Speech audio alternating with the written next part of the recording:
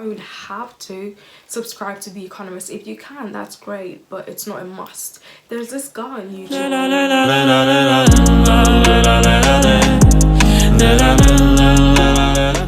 I'm Priscilla, and I'll be discussing how I got an A star and the second highest mark in my cohort in economics. I was with Edexcel. My school used Edexcel. So the first thing that I'd recommend you to do is to download the specification. The spec tells you what they need you to know for every topic. They tell you what you need to know. They tell you what you should be able to do at the end of each topic. So I feel like having the spec printed in front of you, or even having it downloaded on your laptop, it kind of streamlines your study, so you know what to spend more time on, and maybe things that you can, I wouldn't say ignore, but things that you can rush through quickly. That's how they set the questions. They won't ask you, hopefully they won't ask you anything that is not made clear on the specification. They are meant to set their questions from what the spec expects you to know. So now you have your spec downloaded, you know what you need to know. So how are you going to get this information? Obviously you have your teachers, and you might need a textbook. However, I did not use textbooks, and nobody in my school really needed a textbook because we had pamphlets with questions in them, and this is how we studied. So whenever we went to class, whatever we studied, we would literally like fill out those pamphlets. So we just filled out the pamphlets as we went. Because of that, I can't recommend a textbook for you, but I'm sure that your teachers can if you ask them, and I'm sure that you already have textbooks if you're watching this. So what should you do next? Past papers. After you have studied every topic, test yourself. There is no point, absolutely no point, sitting there reading a textbook and thinking you're gonna get A's and A stars.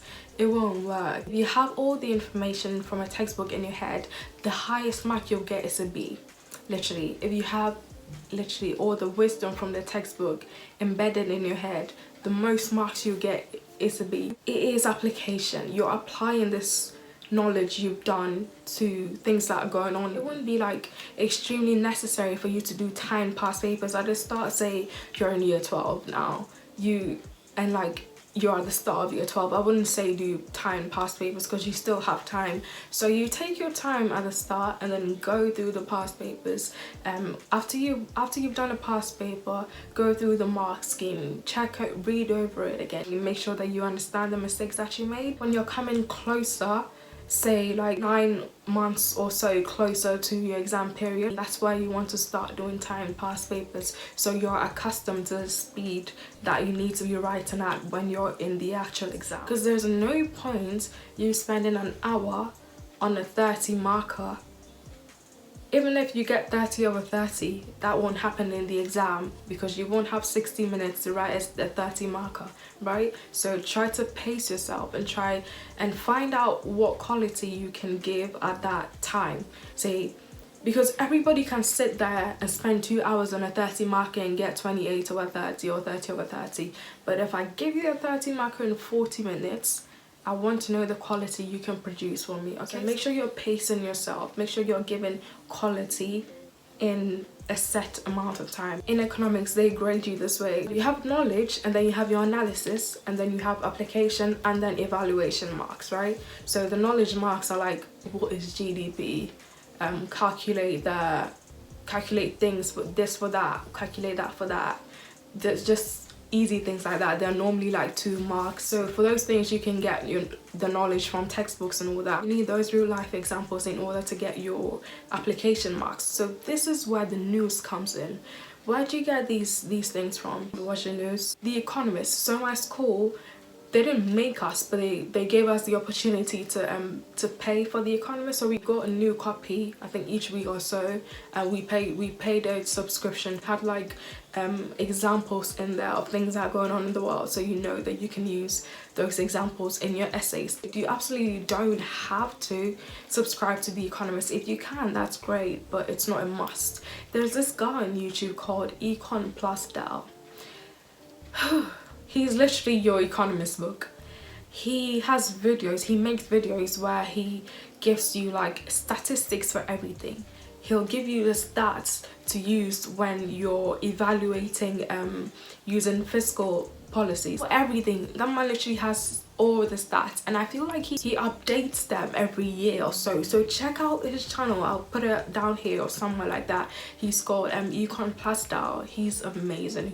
I think he's an examiner as well, so he knows what he's saying. He knows the information he's giving you. Definitely check him out to make sure you're getting those application marks. This is so important. Post-exam reflection.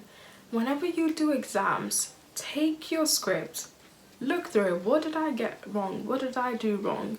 Look at the scripts of those who are scoring high in your class. I did this all the time. There were some boys who were scoring literally high marks in my class. I'd take their scripts, I'd compare them to mine. Like, what do they do that I didn't do? What marks did they get that I didn't get? How did they evaluate further to get those further evaluation marks that I didn't get? And then I'd adapt my writing skills to theirs. Literally ask them, like, how did you do this? How did you evaluate this? Why did you include this diagram? Look, diagrams are so important as well, guys. But then there is no point including a diagram if you won't explain it. Don't just slap a diagram on the page and go, oh, it's that in the bag. No. Whatever diagram you put on that paper, you should be able to explain it. You should be able to annotate it. If you're using a fiscal policy diagram, if you're shifting anything, explain why the shift is occurring. Now, ask your friends. There's nothing bad with asking, you know.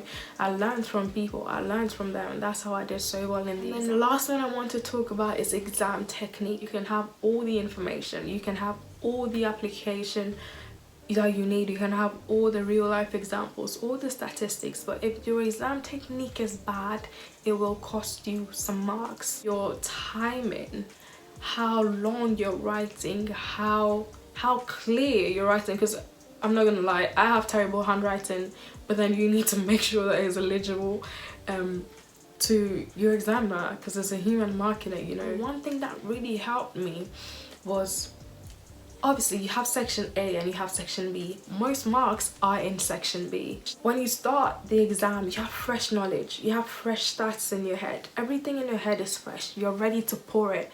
So why don't you start from section B, pour all that information there, ensure you're getting all those big marks, those 8 markers, those 12 markers, those 6 markers, those 30 markers.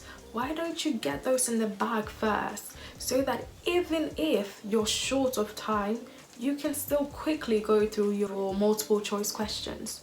That's something that I found to really work for me. So I started my exams with section B. Pour all that knowledge down, pour all that information down, get those big marks in the bag, and then the last 20 or 30 minutes when your hearts are jittery, when you're sweating, when you're tired, then you can chill and then go through your objectives. But if you spend too much time on the multiple choice, then it will trip you up for the section B. Because I find that some people tend to spend too much time on the multiple choice.